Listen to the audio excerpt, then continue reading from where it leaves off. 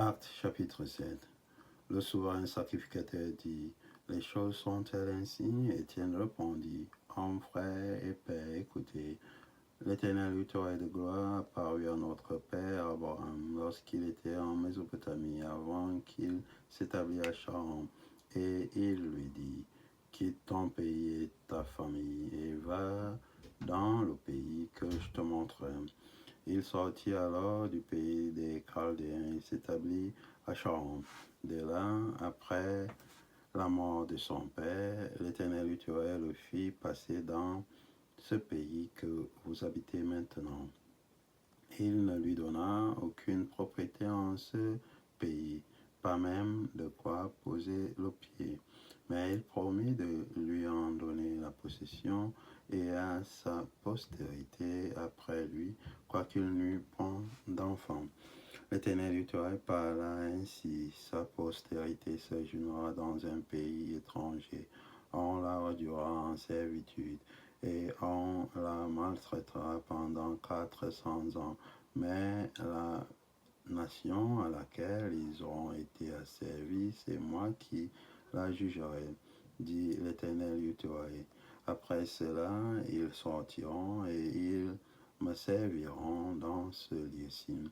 Puis l'Éternel donna à Abraham l'alliance de la circoncision, et ainsi Abraham ayant engendré Isaac, le circoncis le 8e jour. Isaac engendra et circoncis Jacob, et Jacob les 12 patriarches. Les patriarches, jaloux de Joseph, le vendit pour être emmené en Égypte. Mais l'Éternel fut avec lui et le délivra de toutes ses tribulations. Il lui donna de la sagesse et lui fit trouver grâce devant Pharaon, roi d'Égypte, qui il établit gouverneur d'Égypte et de toute sa maison. Il survint une famille dans tout le pays d'Égypte et dans celui de Canaan. La détresse était grande et nos pères ne trouvaient pas de quoi se nourrir.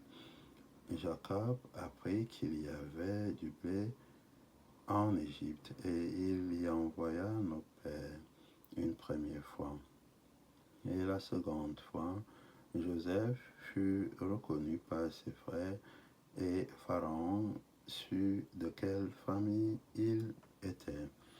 Puis Joseph envoya chercher son père Jacob et toute sa famille, composée de 75 personnes.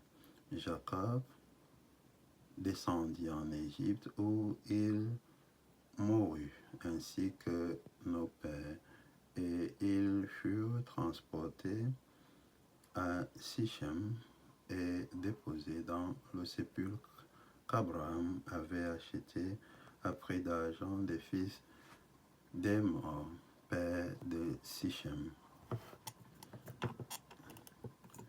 Le temps approchait où devait s'accomplir la promesse que l'Éternel avait faite à Abraham, et le peuple s'accrut et se multiplia en Égypte, jusqu'à ce que parut un autre roi qui n'avait pas connu Joseph. Ce roi, usant d'artifice contre notre race, maltraita nos pères au point de leur faire exposer leurs enfants pour qu'ils ne vécussent pas. À cette époque naquit Moïse, qui était beau aux yeux de l'Éternel Uteraï. Il fut nourri 3 mois dans la maison de son père, et quand il eut été exposé, la fille de Pharaon le recueillit et l'éleva comme son fils. Moïse fut instruit dans toute la sagesse des Égyptiens, et il était puissant en parole et en œuvre. Il avait 40 ans lorsqu'il lui vint dans le cœur de visiter ses frères, les fils d'Israël. Il en vit un qu'on outrageait, et prenant sa défense, il vengea celui qui était maltraité et frappa l'Égyptien.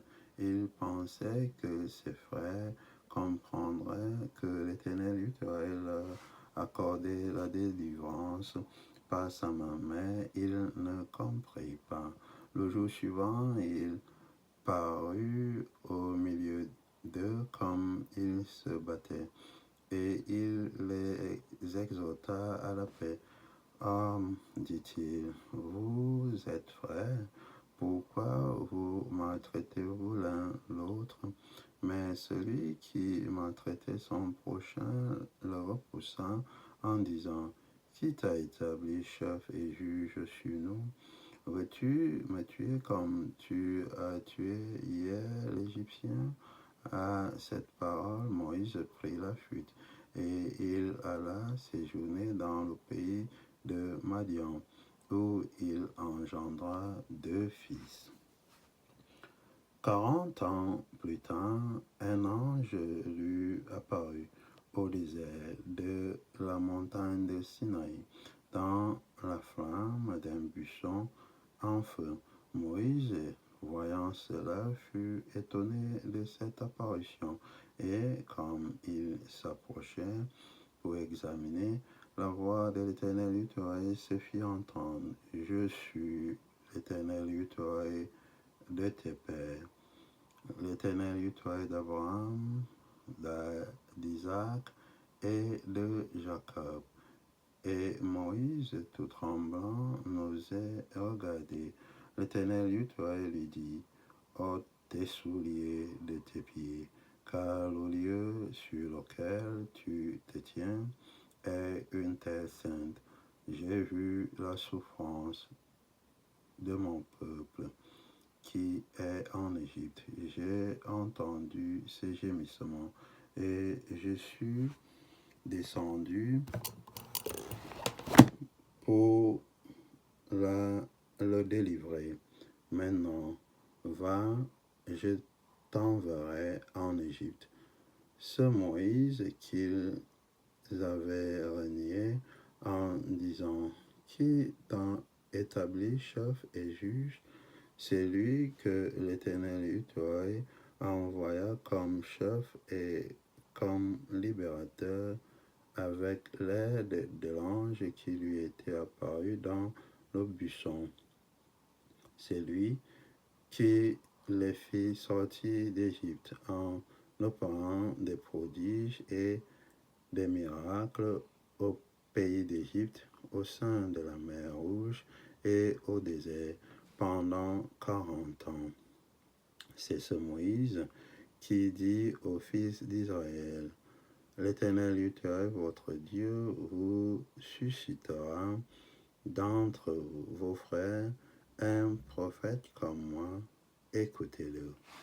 C'est lui qui, lors de l'assemblée au désert, étant avec l'ange qui lui parlait sur la montagne de Sinaï, et avec nos pères, reçut des oracles vivants pour nous les donner. Nos pères ne voulurent pas lui obéir, ils le repoussaient et ils tournaient leur cœur vers l'Égypte en disant à Aaron, fais-nous des dieux qui marchent devant nous, car ce Moïse qui nous a fait sortir du pays d'Égypte, nous ne savons ce qu'il est devenu. Et en ce jour-là, ils firent un veau, ils offrirent un sacrifice à l'idole et se réjouirent de l'œuvre de leurs mains. Alors l'Éternel Yahweh se détourna et les livra au culte de l'armée du ciel, selon qu'il est écrit dans le livre des prophètes. M'avez-vous offert des victimes et des sacrifices pendant 40 ans au désert, maison d'Israël?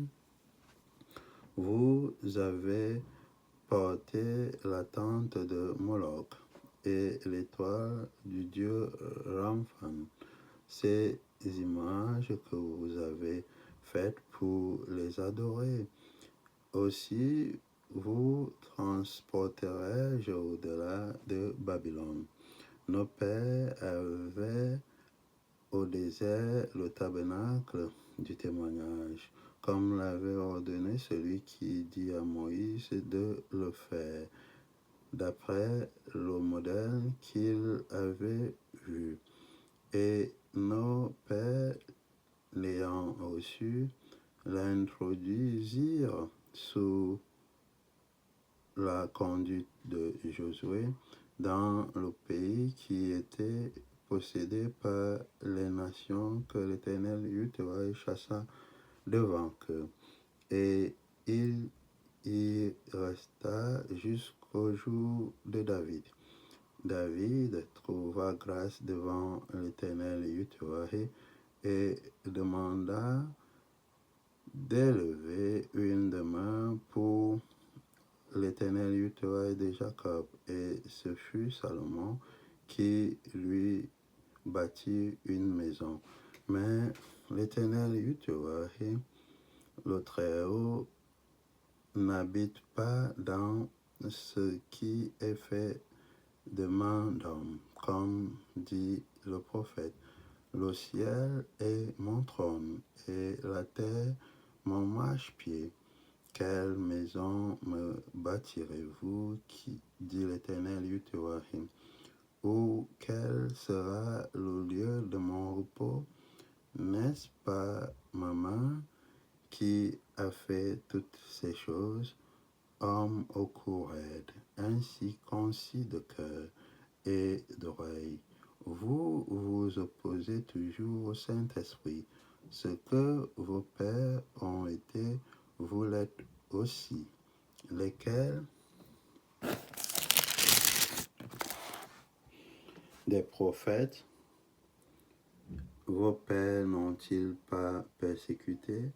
Ils ont tué ceux qui annonçaient d'avance la venue du juste, que vous avez livré maintenant, et dont vous avez été les meurtriers, vous qui avez reçu la loi d'après des commandements d'anges, et qui ne l'avez point gardée. En entendant ces paroles, ils étaient furieux dans leur cœur, et ils grinçaient des dents contre lui. Mais Étienne, rempli du Saint-Esprit, et fixant les regards vers le ciel, vit la gloire de l'Éternel Yahweh, et Yahweh se fut debout à la droite de l'Éternel Yahweh, et il dit, voici, je vois les cieux ouverts et le Fils de l'homme debout à la droite de l'Éternel Yahweh. Il poussait alors de grands cris en se bouchant les oreilles, et ils se précipitaient tous ensemble sur lui, le traînèrent hors de la ville et le lapidèrent. Les témoins déposèrent leurs vêtements aux pieds d'un jeune homme nommé Saül, et ils lapidaient Étienne, qui priait et disait, Seigneur, Yahweh ben Sophie Yahweh, reçois mon esprit. Puis, s'étant mis à genoux, il s'écria d'une voix forte, Seigneur, ne leur impute pas ce péché. Et après ces paroles, il s'endormit.